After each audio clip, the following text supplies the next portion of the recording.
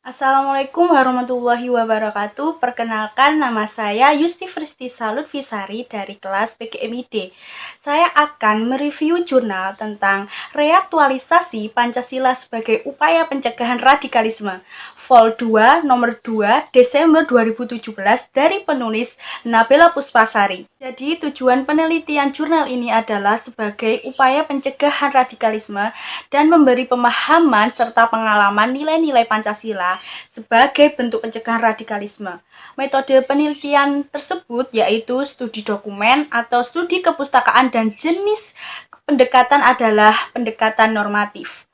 Dan analisis yang dilakukan adalah analisis kualitatif. Oke, langsung saja kita akan membahas tentang latar belakang dari jurnal ini, yaitu nilai-nilai Pancasila sesungguhnya telah bersemayam dan berkembang dalam hati sanubari kita. Hanya saja saat ini pergeseran nilai-nilai Pancasila kian dirasakan dalam kehidupan berbangsa dan bernegara. Banyaknya problematika yang dihadapi oleh Indonesia mengharuskan kepada kita untuk reaktualisasi kembali nilai-nilai ideologi negara Indonesia pada saat ini. Salah satunya yaitu tantangan besar adalah munculnya radikalisme yang mengancam ketahanan ideologi Pancasila. Oke, saya akan menjelaskan tentang radikalisme. Jadi, radikalisme itu adalah fanatisme atau pemutlakan terhadap suatu keyakinan dan sikap tidak mau kompromi dalam mempertahankan keyakinannya atau melawan keyakinan pihak lain.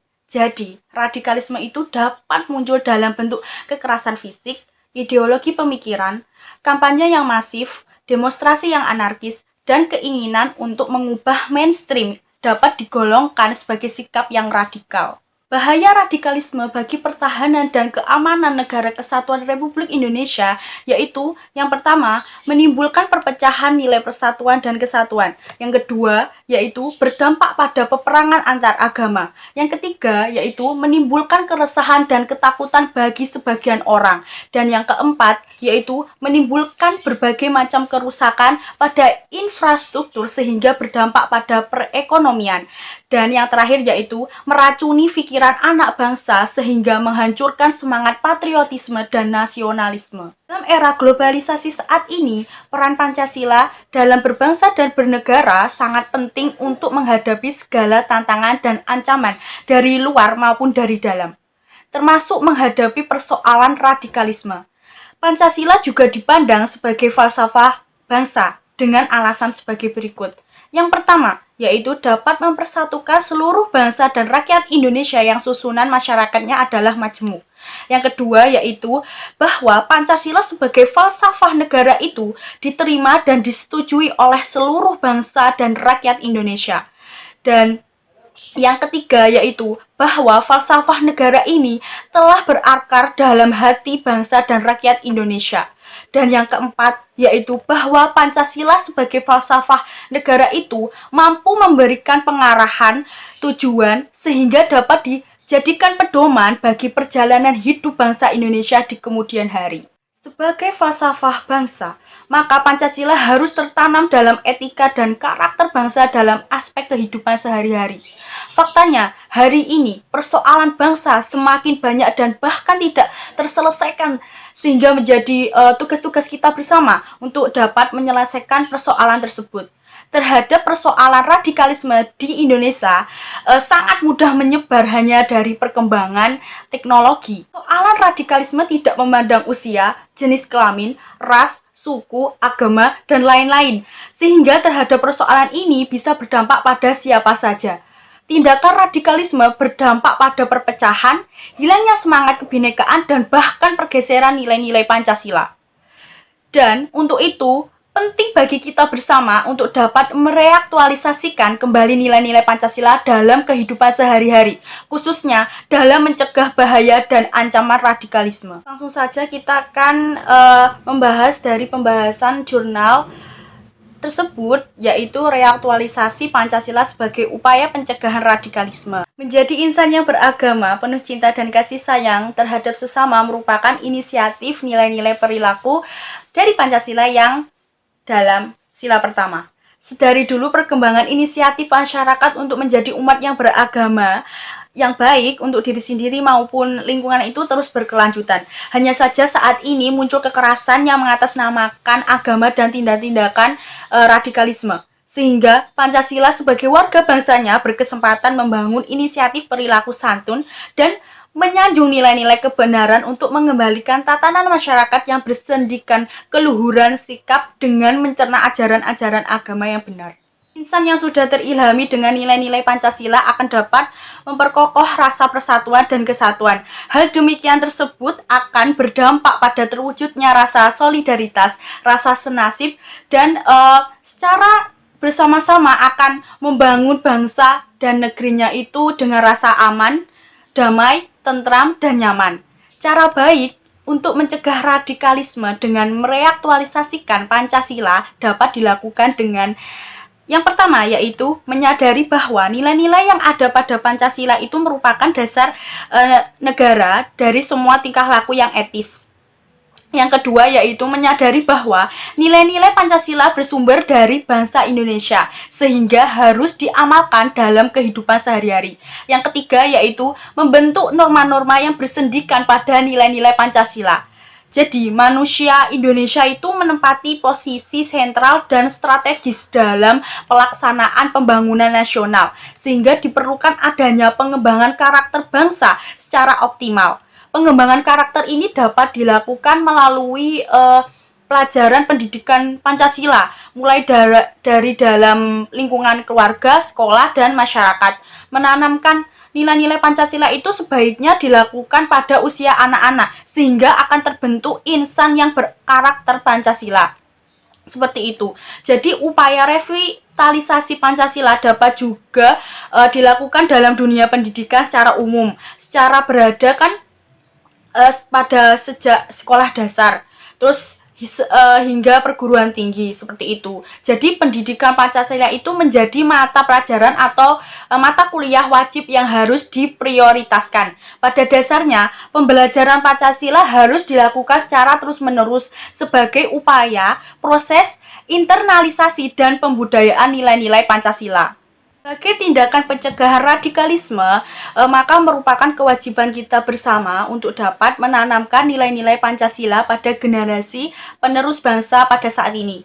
Kewajiban kita bersama untuk dapat menghayati, memahami, dan mengamalkan nilai-nilai Pancasila melalui berbagai instrumen sosialisasi dan edukasi serta melalui perkembangan jaringan informasi dan teknologi yang bisa dapat dimanfaatkan untuk tetap menjaga nilai-nilai Pancasila dalam kehidupan sehari-hari. Saya akan membahas yang kedua, yaitu manusia Indonesia sebagai kausa materialis Pancasila. Jadi proses terjadinya Pancasila itu tidak seperti pada ideologi-ideologi lainnya yang hanya merupakan hasil pemikiran seseorang saja, namun melalui suatu proses kausalitas yang sebelum disahkan menjadi dasar negara, nilai-nilai Pancasila itu dalam kehidupan sehari-hari sebagai pandangan hidup bangsa dan sekaligus sebagai filsafat hidup bangsa Indonesia. Berdasarkan pengertian ini, maka dapat dikatakan bahwa bangsa Indonesia itu merupakan kausa materialis Pancasila. Jadi sumber ide-ide pembentukan dan perumusan sila per sila dalam Pancasila. Keberadaan Pancasila sebagai dasar filsafat negara disebabkan oleh, yaitu yang pertama, kausa materialis atau asal mula bahan Pancasila.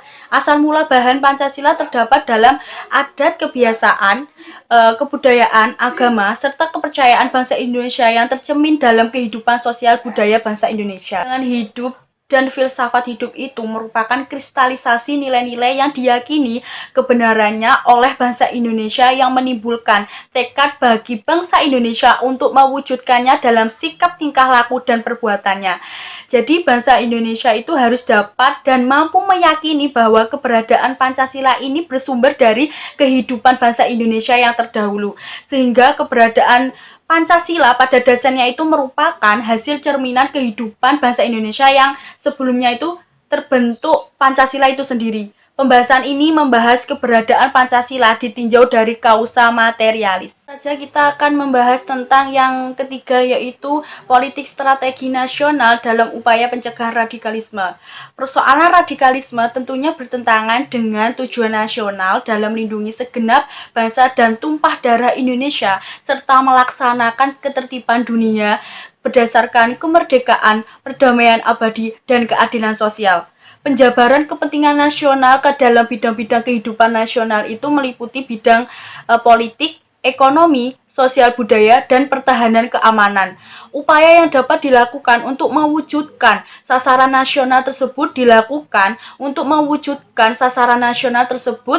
melalui rangkaian program dan kebijaksanaan yang dinamakan politik dan strategi nasional yang berdasarkan pada ideologi Pancasila sebagai landasan ideal.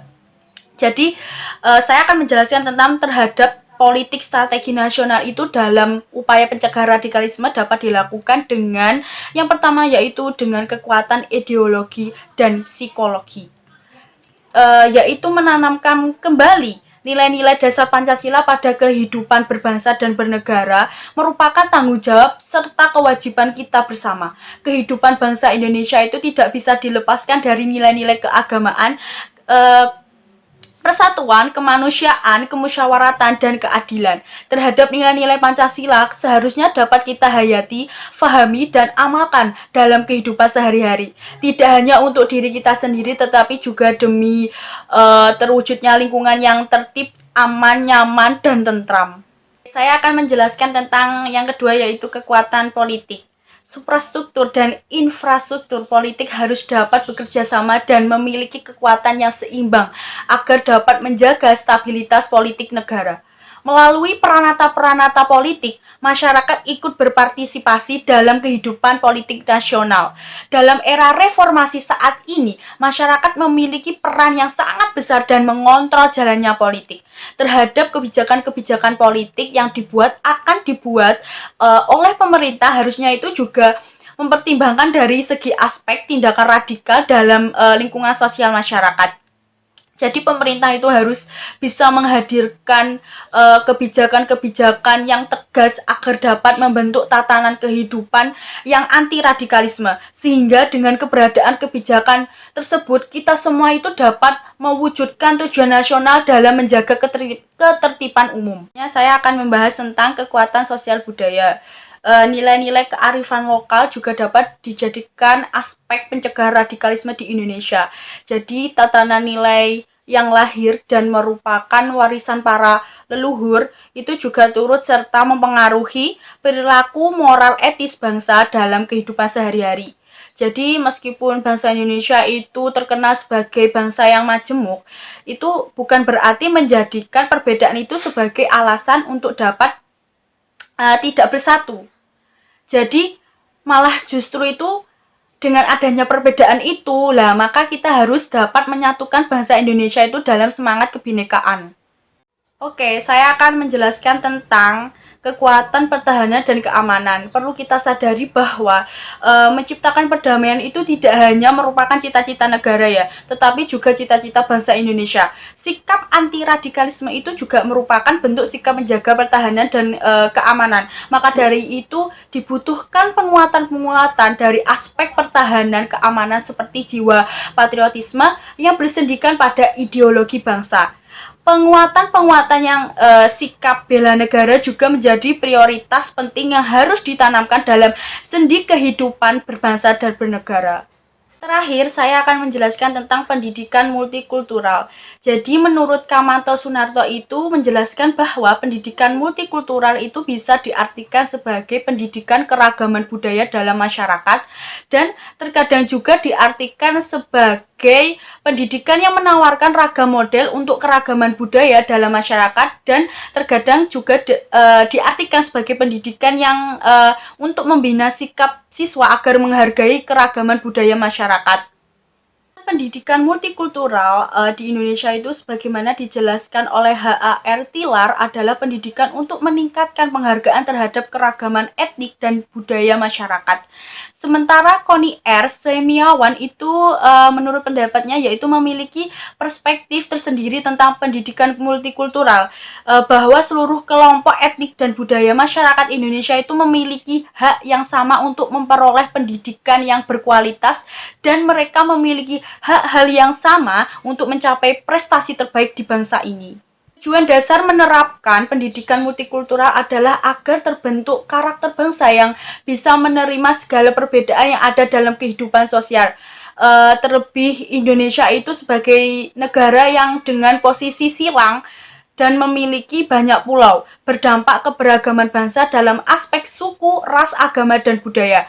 Persoalan keberagaman itu bisa menjadi permasalahan bangsa jika tidak dipahami hakikat perbedaan yang ada. Di pendidikan multikultural itu merupakan pendidikan nilai yang harus ditanamkan pada generasi muda agar memiliki persepsi dan sikap multikulturalistik, bisa hidup berdampingan dalam keberagaman yang ada, serta menghormati hak setiap warga negara tanpa membedakan etnik, mayoritas, atau minoritas. Dengan demikian, persoalan radikalisme itu bukan menjadi penghalang, bahkan penghancur bagi bangsa Indonesia atau bagi masa depan bangsa.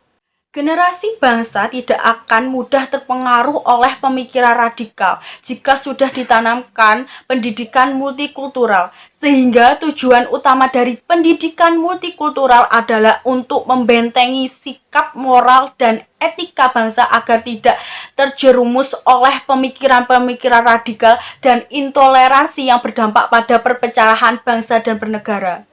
Kesimpulannya yaitu Pancasila itu merupakan kristalisasi nilai yang hidup dan tumbuh berkembang serta digali dari dalam masyarakat Indonesia. Sehingga Pancasila itu memiliki kebenaran secara rasional. Peran Pancasila sebagai alat pemersatu bangsa yang multilingual itu diperlukan di dalam menyikapi nilai-nilai asing yang menginfiltrasi budaya bangsa. Jadi Pancasila itu berperan untuk sebagai filter memilah nilai-nilai yang masuk agar tidak mengancam pertahanan dan keamanan bangsa. Pancasila juga berperan sebagai koridor yang memberikan arahan yang baik dan benar sehingga masyarakat itu tetap berada dalam satu koridor untuk mencapai tujuan bersama. Dalam membangun sinergisitas nilai-nilai Pancasila agar tidak bertentangan dengan nilai religius dan kearifan lokal, termasuk dalam mencegah radikalisme adalah dengan tetap berpegang teguh pada nilai kemanusiaan. Jadi, nilai kemanusiaan adalah elemen nilai yang harus mengandung setiap gerak ajaran religius dan aturan agama, serta adat istiadat dan budaya. Hal ini dikarenakan manusia Indonesia lah yang akan menjalankan tatanan bentuk apapun dan yang menerima efek baliknya dari setiap tindakan. Sekian dari pembahasan ini dari jurnal tersebut. Mohon maaf jika ada kurangnya. Wassalamualaikum warahmatullahi wabarakatuh.